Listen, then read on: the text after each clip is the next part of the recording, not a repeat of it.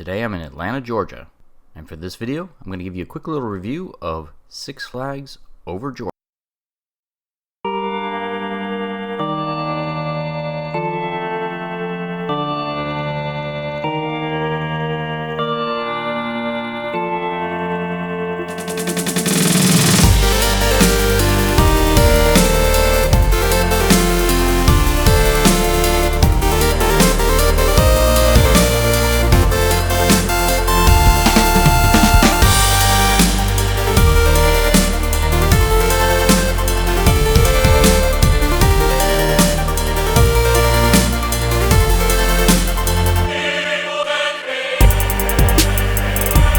I decided to mix it up.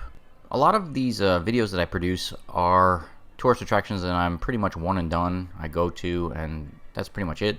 But for a lot of the theme parks, I do visit quite often. I've already done previous videos about Six Flags over Georgia, and I'll link them below. This is going to be a trip report since I come back here from time to time. It's not technically my home park. That would be Orlando, Florida, with all the different Disney and Universal theme parks. Those are the closest to me. But I do come here quite a bit just because I do like quite a few of the coasters here, and it's pretty cheap, so I like cheap. So the focus of this video is a trip report for my recent visit to Six Flags over Georgia in August 2021. So I'll talk to you about all the things that they did well and things they could, maybe improve on. Overall, I had a pleasant experience. It was a good trip.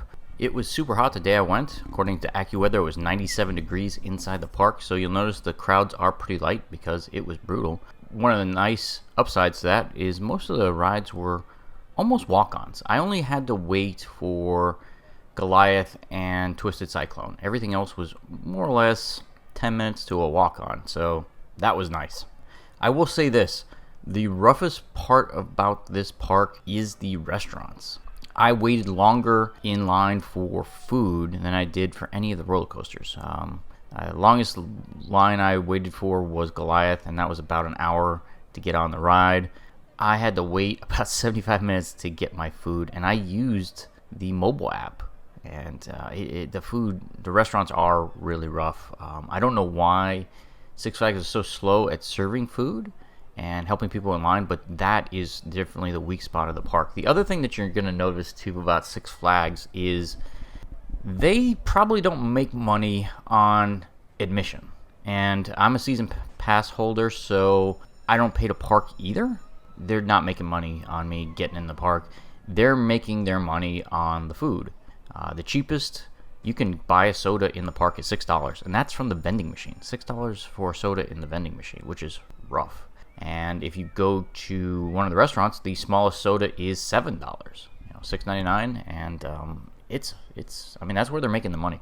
They're making their money on the foods and concessions. The cheapest t-shirt that I could find in the gift shops were $25, and there is a gift shop that is $10 and under that they have like back past the when you walk back to the right side of the park and walk around where the pass holder lounge is. Right behind that is the $10 and under gift shop, and that's where I usually buy my gifts. And this particular park visit, it was closed. Lots of things that I normally do that I can't, just because it was, like the train was closed too, which is a bummer because I love riding the steam train, but it is what it is. They adjust because of the pandemic, and I get that.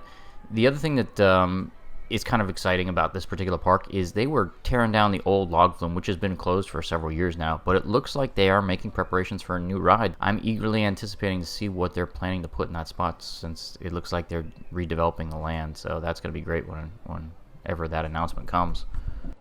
One of the things that as a regular who comes to Six Flags over Georgia fairly often, sometimes you come to this park and it's got that typical Six Flags reputation where it looks kind of forlorn and run down, and you'll see some weeds here and there, and you'll also see some faded paint on the roller coasters and sad looking buildings and everything. But this time I came and everything looked like it had a fresh coat of paint on it. This was one of the best looking parks that I've seen in quite a while. They just, whatever they're doing this year, they need to keep it up because this is impressive. I was really happy with just how well maintained the park was. I mean, you can see in the gardens and everything, this place looked beautiful. They really stepped up their game this year for the season, and congrats to Six Flags for impressing the hell out of me on this particular visit.